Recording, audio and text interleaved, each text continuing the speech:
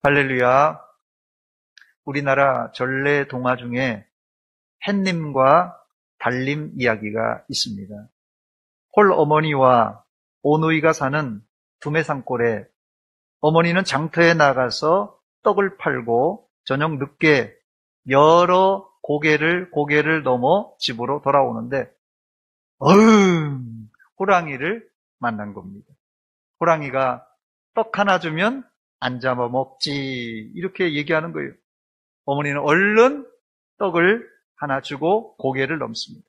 그러나 계속되는 이 호랑이의 요구에 떡은 떨어지고 결국 어머니는 잡아먹혔다는 끔찍한 이야기입니다. 호랑이는 어머니를 잡아먹고도 양이 차지 않자 오누이가 살고 있는 오두막집에 가서 어머니의 옷으로 변장하고 어머니 흉내를 내며 얘들아 문 좀 열어줘라 이렇게 말합니다. 그러나 눈치가 빠른 오누이는 뒷문으로 도망가서 어디로 가죠? 마당에 있는 나무에 엉금엉금 올라갑니다.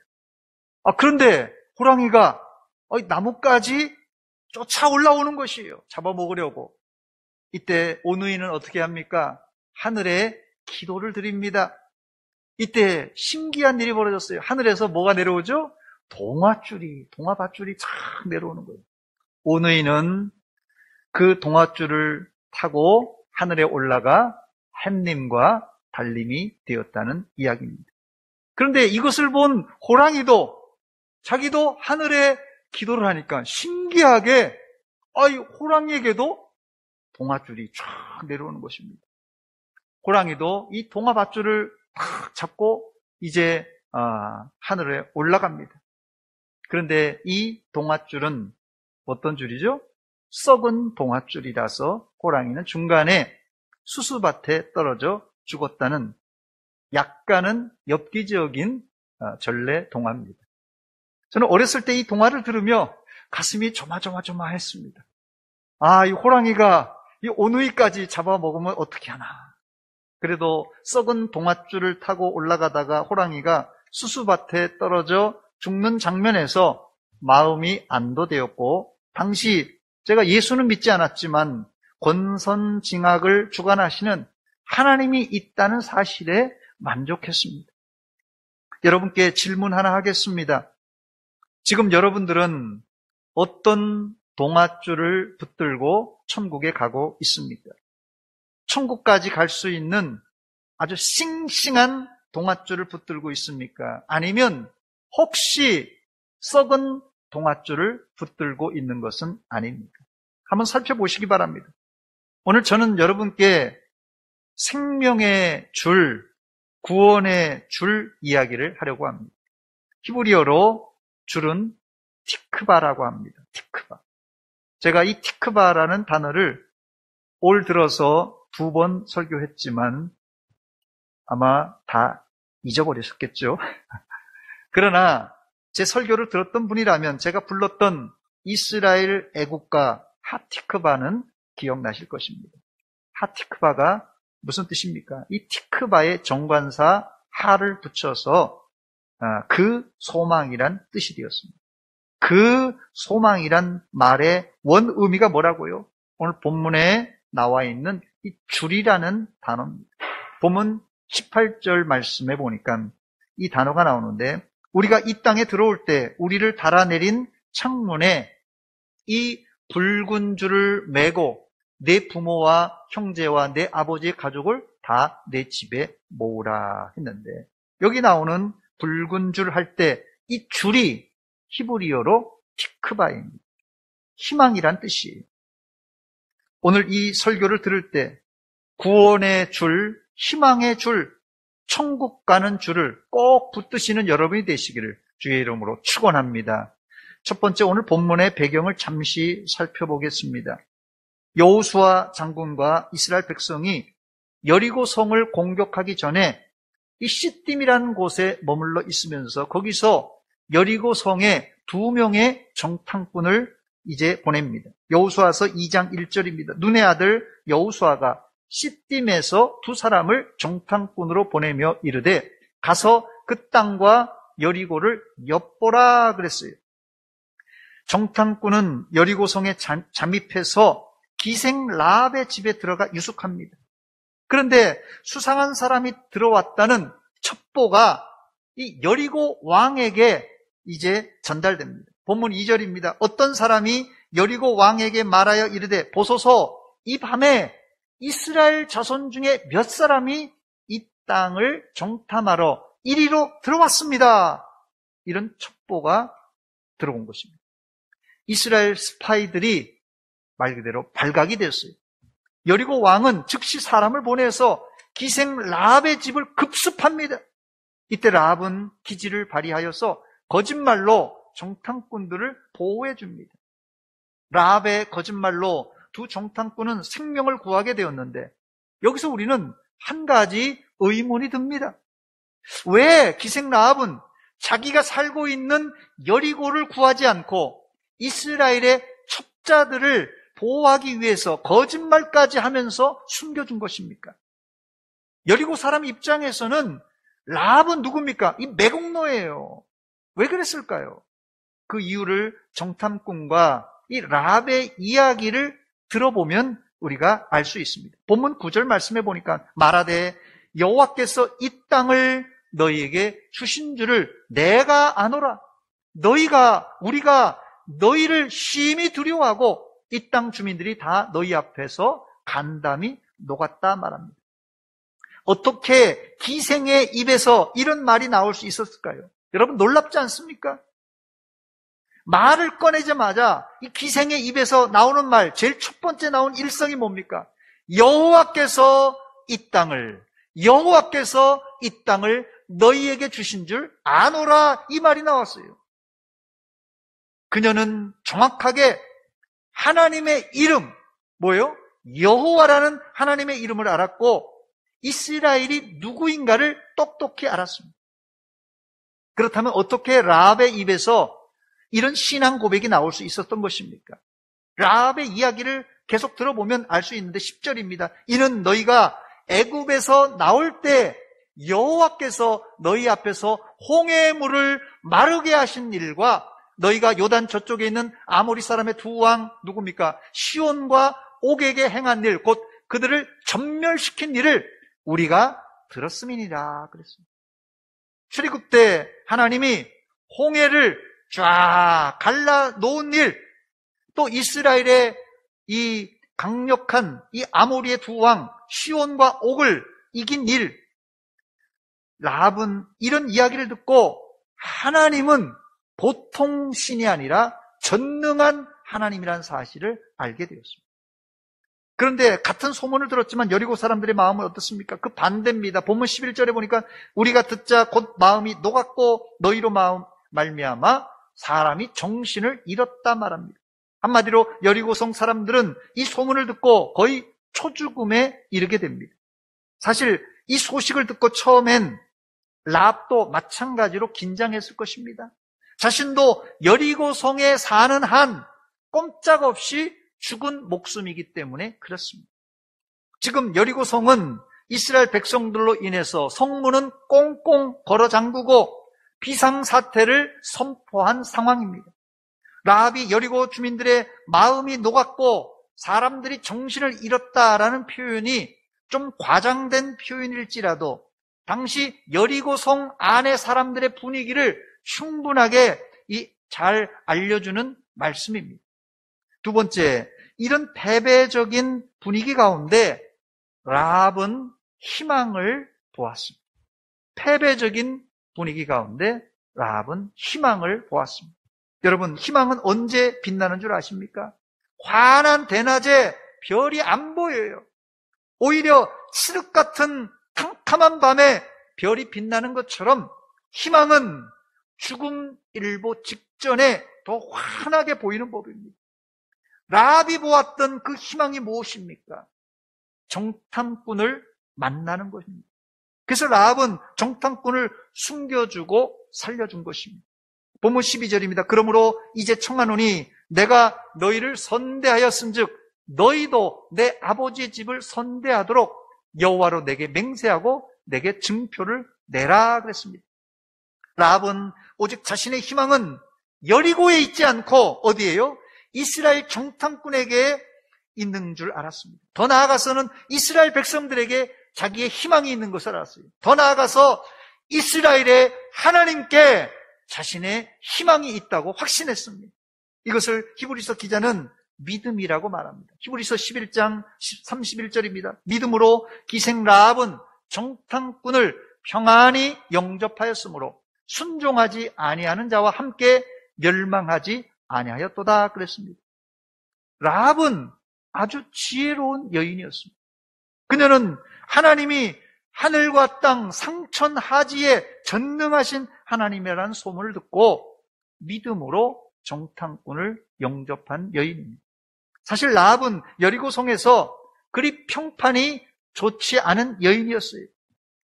오늘 우리 성경에는 기생 라합이라고 기록되어 있지만 다른 번역 성경에는 창녀라고 기록되어 있습니다. 뭐 라합이 창녀까지는 아니더라도 기생은 누가 보더라도 정숙하지 못한 여인입니다. 기생은 몸을 팔든지 술을 팔든지 웃음을 파는 여인이 기생이에요. 말 그대로 라합은 천박하고 별 볼 일 없는 여인이었어요. 이런 여인에게 여러분 어떤 희망이 있었을까요?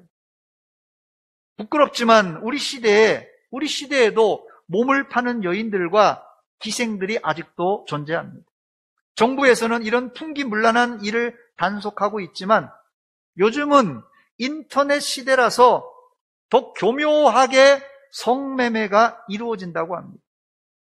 이런 일을 하고 있는 라합에게 무슨 내일의 희망이 있었을까요? 지금이야 신분 세탁이라도 하고 뭐 좋은 남자 만나서 멀리 다른 나라에든지 뭐 가서 살면 되겠지만 고대 사회에서는 그렇게도 못했습니다. 말 그대로 라합은 죽을 때까지 창녀, 기생이라는 이 주홍 글씨를 가슴에 새기고 살 수밖에 없었습니다. 놀라운 사실은 복음이 바로 아무 희망이 없는 여인에게 비추어질 때 거기에 구원과 생명의 역사가 일어났다는 사실입니다. 복음이 위대한 이유가 여기 있습니다. 여러분 혹시 여러분의 인생이 라합같이 희망이 안 보입니까? 하나님의 복음 안에 희망이 있습니다. 이 희망을 붙드시기 바랍니다. 세 번째, 그렇다면 라합이 붙들었던 희망의 줄은 구체적으로 무엇입니까? 본문 18절에 보니까 우리가 이 땅에 들어올 때 우리를 달아내린 창문에 이 붉은 줄을 메고 내 부모와 형제와 내 아버지의 가족을 다 내 집에 모으라 했습니다. 라합은 정탐꾼과 대화 끝에 마침내 자신과 자신의 가족을 살릴 유일한 구원의 줄, 희망의 줄을 정탐꾼에게 받게 되는데 그게 뭐라고요? 붉은 줄입니다. 뭐라고요? 붉은 줄이에요, 붉은 줄. 정탐꾼들은 라합에게 붉은 줄을 창문에 달아내리고 가족들을 다 불러들여 집안에 있으라고 당부를 합니다. 이 붉은 줄은 우리가 6월절에 문설주에 발랐던 양의 피를 떠오르게 하고 집안에 사람을 모으라는 말은 죽음의 천사가 지나가기까지 집 밖으로 나가지 말라는 지시를 떠오르게 합니다. 라합과 라합의 가족은 정탐꾼들이 한 말을 그대로 순종했습니다. 그때 여리고성이 함락당하고 모든 백성이 죽음을 당했지만 라합과 그녀의 가족들은 구원을 받을 수 있었습니다.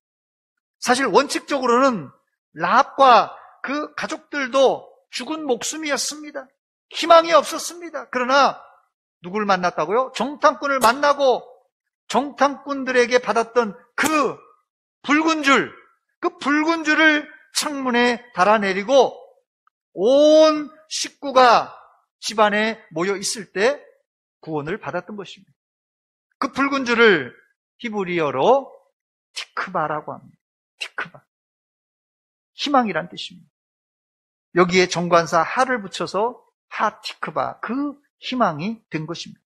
네 번째, 그런데 이 정도 이야기는 사실 주일학교 아이들도 알고 있는 얘기입니다.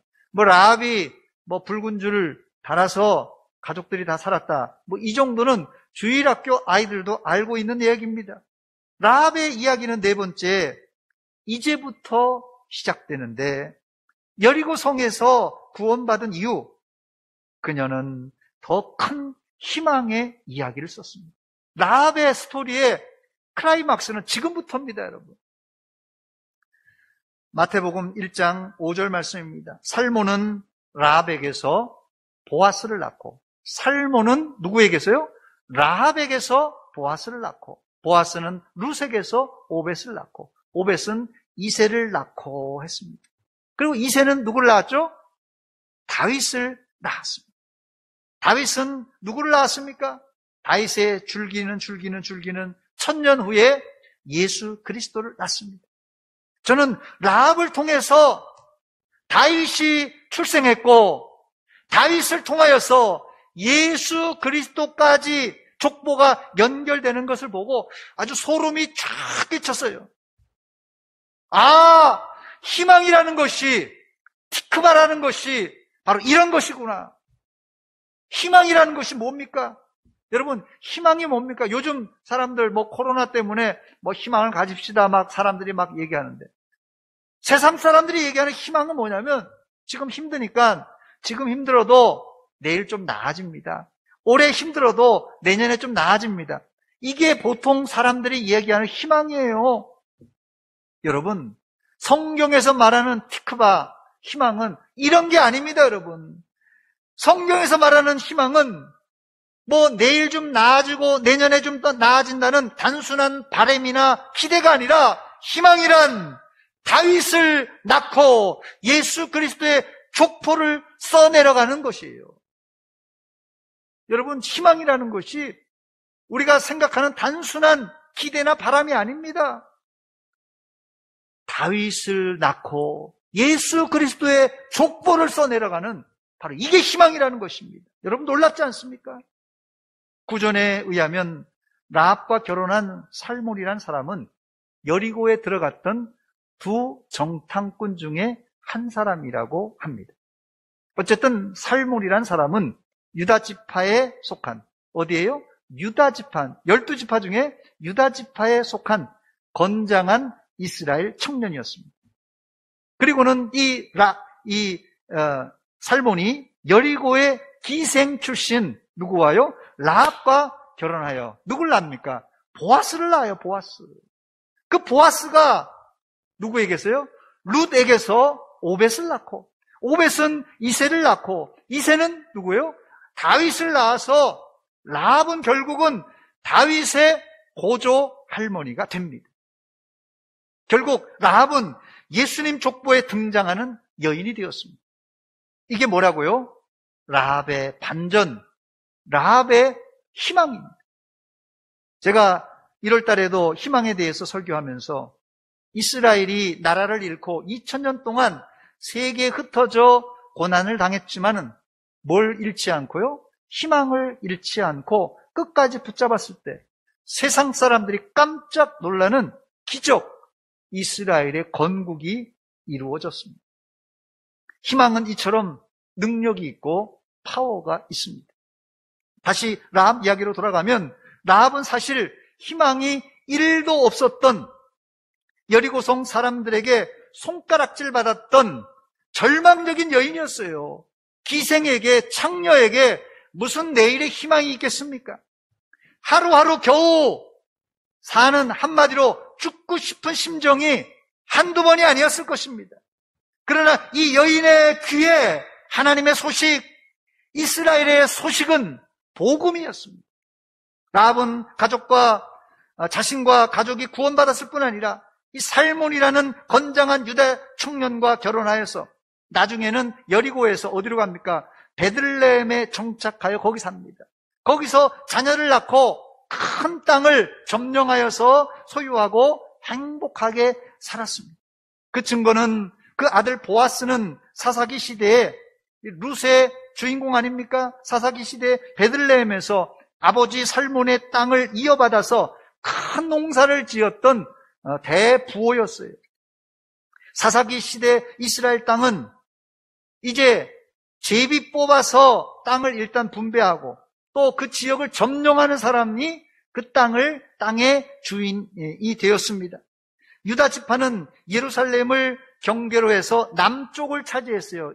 이스라엘의 남쪽을, 예루살렘을 경계로 해서 남쪽입니다. 그곳이 어디입니까? 바로 그게 베들레헴입니다. 그래서 이 예루살렘과 베들레헴은 우리로 하자면 대전시와 세종시 정도밖에 안 됩니다. 가까워요. 그냥 시내버스가 다니는 곳입니다. 그래서 예루살렘 남방, 그게 어디입니까? 베들레헴이에요. 베들레헴. 라합의 희망은 짧게는 5대째 누굴 낳았습니까? 다윗을 통하여 빛이 났어요. 더 멀리는 1500년, 1600년 후에 예수님을 통하여서 온 세상에 환하게 빛을 발했습니다. 희망이라는 티크바가 완전히 빛을 보려면 최소한 4대, 5대를 넘어야 하고 넉넉히 1000년, 2000년이 지나야 그게 온전한 희망으로 우리가 만질 수 있다는 것입니다. 이 이야기는 성경에 나온 이야기라서 실감이 안 날 수도 있어서 저는 오늘 2019년 노벨 문학상을 받은 독일의 페터 한트게가 1972년에 쓴 소망 없는 불행, 소망 없는 이 불행이라는 책의 이야기로 오늘 설교를 마치려고 합니다. 소망 없는 불행이라는 책은 작가가 1971년 수면제를 다량 복용하고 자살한 어머니의 죽음을 겪고 쓴 수기입니다. 히터 좀 꺼주세요. 작가가 어머니의 일생을 그리면서 어머니가 선택한 죽음에 대하여 말하는데 그 시작은 어머니가 처녀 때, 이 작가의 어머니가 처녀 때 집을 가출하게 됩니다. 집을 나가서 어머니는 처녀 때 돈을 좀 벌면서 잠깐이나마 청춘의 맛을 느꼈는데 그 이후에 세계 제2차 대전을 겪으면서 유부남과 만나 첫사랑을 하여 임신하고는 결국 헤어집니다. 어머니는 그 아이 때문에 다른 남자와 결혼했고 새로 만난 남편은 상습적으로 폭행하고 외도했던 알코올 중독자였습니다. 임신했지만 낙태했고 전쟁 중에 국경을 탈출하여서 다시 고향으로 돌아왔지만 여전히 희망 없는 여자의 일생을 보내다가 결국은 수면제를 과다 복용하고 자살했다는 내용이 이 책의 내용입니다. 책에 나오는 내용을 제가 잠시 인용하면 고통을 참아낼 수는 있지만 끝이 없을 것만 같은 가난 속에서 취미도 오락도 활동도 공공생활도 없이 닥쳐오는 삶을 받아들였던 어머니는 병이 들자 난 이제 인간도 아니다. 병이 들자 난 이제 인간도 아니다 라고 생각했다. 그게 나오는 내용입니다. 그래서 어머니는 아들에게 편지를 보냅니다. 난 나 자신과 얘기를 한다. 그건 누군가 다른 사람에게는 말할 수 없기 때문이지. 이런 분이 있을지 모르겠어요. 난 나 자신과 얘기한다. 그것은 다른 사람과 내 속사정을 얘기할 수 없기 때문이지. 이렇게 멀리 있는 아들에게 편지를 보낸 내용입니다. 저는 이 소설에 나오는 자살로 마감된 어머니의 일생, 여자의 일생을 간추려 보면서 우리 한국 어머니들과 별반 다른 것이 없다는 느낌을 받았습니다. 여기서 한 가지 아쉬운 점은 만약 이 여인이 하나님을 믿었더라면 어떻게 되었을까 하는 아쉬움이 있었습니다. 작가는 1942년 오스트리아에서 태어나 독일에서 활동했는데 당시 2차 세계대전의 중심이 오스트리아와 이 독일입니다. 그 혼돈의 전쟁 중에 전쟁이 끝났지만은 한 여인의 죽음은 누구도 관심을 갖지 않았을 것입니다. 시대와 장소만 바뀌었지 대한민국의 어머니들도 매 한 가지라고 생각됩니다. 저는 오늘 소망을, 희망을 너무 추상적이고 영적으로만 풀고 싶지 않아서 현실적인 이야기를 가지고 왔는데, 저는 이 작가의 어머니와 우리 시대의 한국 어머니와 그리고 오늘 본문의 라합과 비교해 보았습니다. 3,500년 전에 살았던 라합이나 이 작가의 어머니나 우리 한국 어머니들의 삶이 말 그대로 도찐 개찐입니다. 오히려 본문에 나오는 3,500년 전에 라합, 기생 라합의 인생이 어느 여인보다도 더 기구한 인생이 아닌가 싶습니다. 그렇다면 어떻게 라합은 그 기구한 인생에서 다윗의 고조 할머니가 되었고 더 나아가서는 예수님의 족보까지 오르는 믿음의 여인이 되었던 것입니다. 저는 이것을 한마디로 희망, 티크바, 희망의 줄을 붙들었기 때문이라고 저는 믿습니다. 우리 성도들 가운데 라합보다 더 기구한 인생이 있습니까? 독일의 작가 페터 한트게의 어머니같이 한 남자에게 버림받고 새로운 남자에게도 구박받고 희망이라고는 1도 없는 분들이 있습니까? 라합이 들었던 하나님의 복음, 예수님의 복음, 이 복된 소식을 들으시기 바랍니다. 예수 그리스도의 복음 안에 구원이 있고 희망이 있습니다. 아무리 힘들어도 이 희망의 줄을 놓지 마시기 바랍니다. 물론 희망을 기다리는 것은 제가 지금 말씀드린 대로 시간이 좀 길다는 것이 흠입니다. 라합은 5대째 다윗의 고조 할머니가 되었고 1500년 뒤에 예수님의 조상이 되었습니다. 그렇습니다. 우리가 반드시 우리에게 희망이 있고 또 뭐가 있습니까? 천국이 있다는 것을 확신한다면 20년, 30년, 40년, 아니 평생을 왜 못 기다리겠습니까? 당연히 기다려야죠. 여러분들도 희망을 잃지 않는다면 여러분들도 누구나 기적의 주인공들이 될 줄 믿습니다.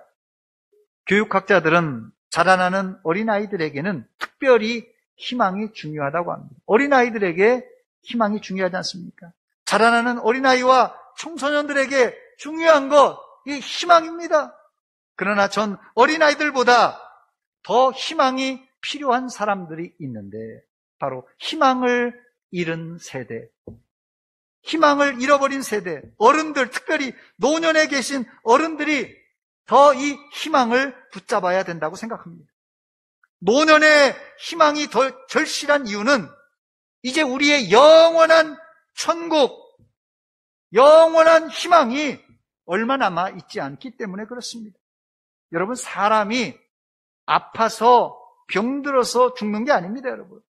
사람이 아파서 병들어서 죽는 게 아니라 희망의 줄을 놓았기 때문에 죽는 거예요. 여러분들은 어떠한 어려움이 있더라도 천국의 줄, 희망의 줄을 놓지 마시기 바랍니다. 우리 찬송가 480장 4절만 한 절 부르고 한번 기도하겠습니다.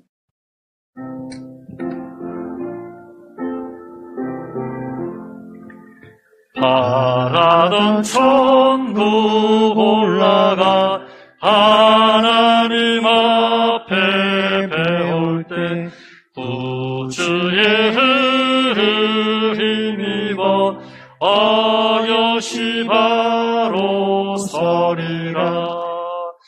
주 나의 반석이시니 그 위에 내가 서리라.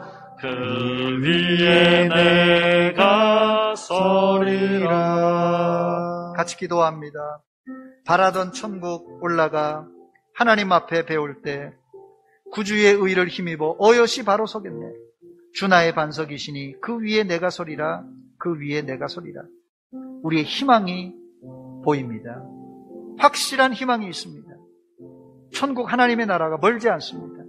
여러분, 지금 힘들고 어려워도 라합도 이 희망의 줄을 붙들고 천국에 올라갔습니다.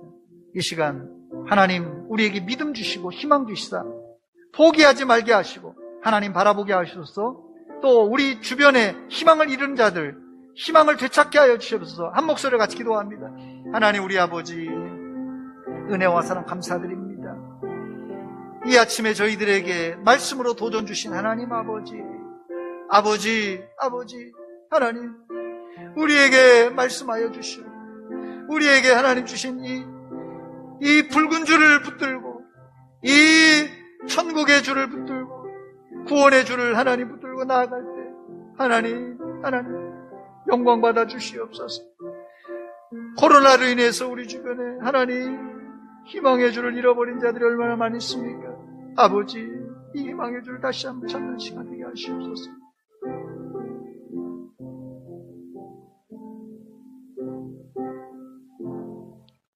하나님 우리 아버지 은혜와 사랑 감사드립니다. 코로나로 인해서 우리가 육신적으로 답답하고 영적으로 답답한 이 시대에 하나님의 소망의 줄, 희망의 줄을 정확하게 우리가 보게 하시고 붙들게 하시고 끝까지 놓지 않게 도와주시옵소서. 우리의 상황이 이렇게 물밀듯이 우리를 괴롭히고 우리를 넘볼지라도 그 상황 건너편에 계시는 그 희망의 주님을, 구원의 주를 꼭 붙드는 믿음의 종들 다 되게 하여 주시옵소서. 우리 주변에 희망의 줄을 잃고 방황하는 자들이 얼마나 많이 있습니까? 저들을 우리에게 붙여주시고 저들을 구원할 수 있도록 도와주시옵소서. 예수님의 이름으로 기도하옵나이다. 아멘.